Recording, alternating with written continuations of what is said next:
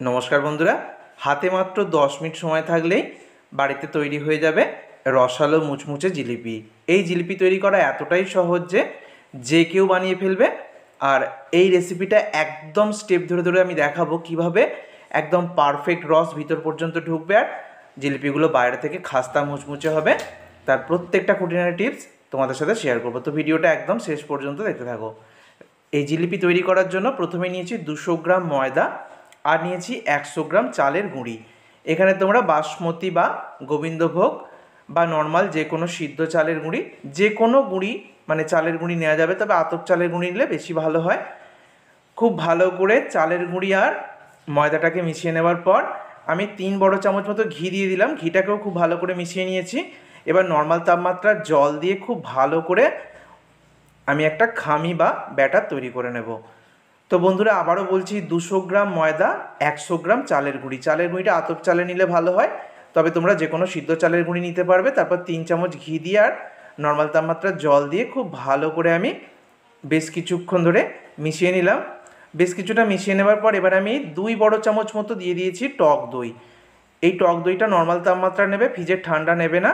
যদি টক দই না থাকে তাহলে ভিনিগার বা লেবুর রসও দিতে পারো, যে কোনো টক জাতীয় জিনিস দিতে হবে। তারপর খুব ভালো করে ফেটাতে হবে, মোটামুটি 5 থেকে 7 মিনিট সময় ধরে খুব ভালো করে ফেটাতে হবে।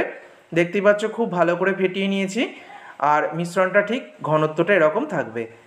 তো এখন এটাকে রেস্টে রেখে দেবো, ততক্ষণে আমি চিনি শিরাটা বানিয়ে নেব। চিনি শিরা বানানোর জন্য এখানে আমি নিয়েছি 400 গ্রাম চিনি। 400 গ্রাম চিনির মধ্যে দিয়ে দিচ্ছি যতটা চিনি তার অর্ধেকের থেকে একটু বেশি পরিমাণ জল। তো ওই বাটি মাপ করেই আমি জলটা নিয়েছি।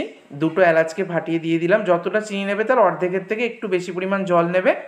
চিনিটা যখন গলে গিয়ে ফুটে উঠতে শুরু করেছে তখন খুব সামান্য কেশরি ফুড কালার বা হলুদ ফুড কালার অ্যাড করলাম। এটা সম্পূর্ণ অপশনাল, তোমরা নাও দিতে পারো, তবে একটু ফুড কালার অ্যাড করলে জিলিপিগুলো দেখতে ভালো লাগে।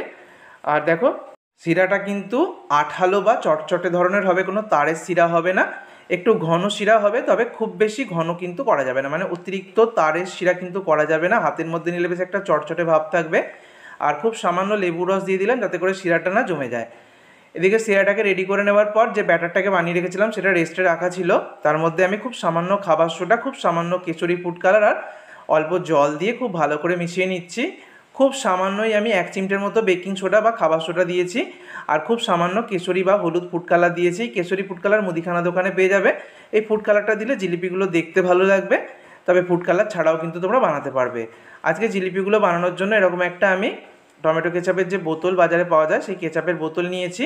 তো এরকম বোতল যদি না থাকে যে কোনো প্লাস্টিক বোতলের ছিপির অংশে তোমরা ছিদ্র করে নিতে পারো, অথবা কোনো প্লাস্টিক প্যাকেটের কোণটাকেও কেটে নিতে পারো। তো ব্যাটার ভরে নেওয়ার পর আমি এবার জিলিপিগুলো ভেজে দেখাচ্ছি। তেলটাকে ভালো করে গরম করে নিয়ে গ্যাসের ফ্লেমটাকে করে দিয়েছি মিডিয়াম ফ্লেমে রেখে এবারে দেখো ওই কেচাপের বোতলটাকে প্রেস করে আমি জিলিপির শেপে দিয়ে দিচ্ছি। 2.5 প্যাঁচে জিলিপি হয়, তবে একটু বেশি পরিমাণ পেঁয়াজ দিয়েও তোমরা বানাতে পারো। আমরা একদমই প্রফেশনাল না, মেলার দোকানে যারা বানায় তারা প্রফেশনাল, তবে বাড়িতে মোটামুটি চেষ্টা করলে খুব একটা খারাপ হয় না, মোটামুটি ভালোই হয়। আর দেখো কত সুন্দর ফুলে উঠেছে জিলিপিগুলো। তো দেখো আরও কয়েকটা আমি দিয়ে দিচ্ছি। এরকম বাড়িতে পারফেক্ট জিলিপি তৈরি করার সময় কয়েকটা জিনিস মাথায় রাখতে হবে। তেলটা কিন্তু ডুবো তেলে ভাজবে না, তেলটা কিন্তু 1 আঙুলের মানে একটা গাঁটের হাফের মতো নেবে, মানে খুব বেশি যেন তেলটা না হয়, মানে ডুবো তেলে ভাজতে যাবে না, তাহলে কিন্তু জিলিপিগুলো শেপ দিতে পারবে না। আর যে ব্যাটারটা বানাবে সেটা কিন্তু একটু ঘনর দিকে রাখবে। পাতলা ব্যাটার করলে কিন্তু তোমরা শেপটা দিতে পারবে না, মানে অসুবিধা হবে। যারা একদম প্রথমবারে বানাবে তাদের কিন্তু বেশ অসুবিধা হবে। মেলার দোকানে যারা বানায় ওরা কিন্তু পাতলা ব্যাটারই বানিয়ে ফেলে, কারণ ওরা প্রফেশনাল। তবে আমরা যেহেতু বাড়িতে বানাবো তাই ব্যাটারটা একটু মোটা রাখবো। আর এদিকে দেখো শিরাটা কিন্তু বেশ গরম ছিল, মানে খুব বেশি অতিরিক্ত গরম রাখার দরকার নেই, বেশ হালকা গরম থাকলেই হবে। জিলিপিটা কিন্তু ভেজেই সঙ্গে সঙ্গেই হালকা গরম শিরার মধ্যে দিয়ে দেবে। তারপর 10 থেকে 20 সেকেন্ড মতো এটাকে শিরার মধ্যে রেখে তুলে নেবে, তাহলেই কিন্তু খুব সহজে রস টেনে নেবে। তো এইভাবে প্রথম ব্যাচের আমার জিলিপিগুলো ভাজা হয়ে গেল। দেখো বাকি দুটো কিন্তু আমার ভাজা হয়ে গেছে, আমি তুলে নেব। তার আগে আমি আরও কয়েকটা জিলিপি ভাজতে দিয়ে দিচ্ছি। জিলিপি ভাজার সময় গ্যাসের ফ্লেমটাকে কিন্তু অবশ্যই মিডিয়ামে রাখবে। আর তেলটা কিন্তু আবারও বলছি অতিরিক্ত ডুবো তেলে ভাজতে যাবে না। আর ব্যাটারটাকে কিন্তু ঘন করবে, ব্যাটারটা যেন পাতলা কোনোভাবেই না হয়, তাহলেই কিন্তু একদম পারফেক্ট তৈরি হবে। উপকরণগুলো যেভাবে বলেছি সেই সঠিক মাপে যদি উপকরণগুলো নাও একদম পারফেক্ট হবে। আর এই দুটো যে জিলিপি আমি ভাজলাম দেখো একটু বেশি কড়া করে ভেজেছি, একটু লালচে করে তোমরা ভাজতে পারো, একটু বেশি কড়া করে ভাজলেও অনেকক্ষণ পর্যন্ত কিন্তু মচমচে থাকে। তো এটা যে যার পছন্দ। আর দেখো তারপর শিরার মধ্যে রেখে আমি মোটামুটি 10 থেকে 20 সেকেন্ড মতো শিরার মধ্যে ডুবিয়ে রেখে তারপর তুলে নিচ্ছি। এতে করেই কিন্তু একদম পারফেক্টভাবে রস ঢুকে যাবে। তৈরি হয়ে গেল একদম রসালো মুচমুচে মেলার দোকানের মতো জিলিপি।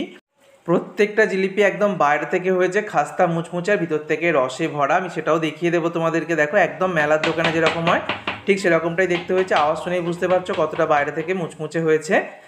আর জিলিপি তৈরি করার যে টিপসগুলো বললাম সেগুলো যদি মাথায় রেখে বানাও তাহলে একদম পারফেক্ট জিলিপি প্রথমবারের চেষ্টা দিয়ে তোমরা বানিয়ে ফেলতে পারবে। রথের মেলায় হোক বা যে কোনো দিনে যে কোনো অকেশানে বা যে কোনো সময় বাড়িতে এই টিপসগুলো ফলো করে উপকরণগুলো সঠিক পরিমাণে নিয়ে একদম ইনস্ট্যান্ট পারফেক্ট জিলিপি খুব সহজেই তৈরি হয়ে যাবে। ভিডিওটাকে বন্ধুদের মধ্যে অনেক অনেক শেয়ার করো। সকলকে ধন্যবাদ।